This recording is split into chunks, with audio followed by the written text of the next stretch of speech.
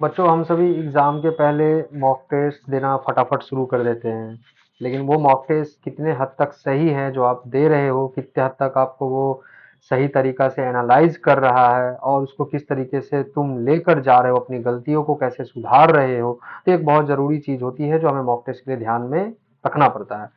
तो correctness of mock test एक बहुत इंपॉर्टेंट चीज है जो हमारे दिमाग में होनी चाहिए। तो अगर मॉक टेस्ट दे रहे हो तो सबसे पहले ये देखो कि नंबर ऑफ जो क्वेश्चन जो रिपीट हो रहे हैं वो 10% से ज्यादा नहीं होने चाहिए, क्योंकि अगर रिपीट होते हुए क्वेश्चन पे तुम टेस्ट देते हो तो तुम अपने दिमाग को कंप्लीटली ढंग से एनालाइज कभी भी नहीं कर पाओगे और ये तुम्हारे साथ एक धोखा होगा। दूसरी जो जरूरी चीज है कि जो भी टेस्ट में तुम्हारे गलतियां होते हैं उस टॉपिक को अच्छे तरीके से एक बार पेन डाउन करो और उस टॉपिक को फिर से देखो। वापस से जब तुम टेस्ट देते हो तो ये ट्राई करो कि जो गलतियां हुई है, जो टॉपिक तुमसे नहीं हुए हैं, जो तुम्हारे वीक टॉपिक्स थे, उस तरह की क्वेश्चंस उस टेस्ट में इन्वॉल्व हुई जाए। तो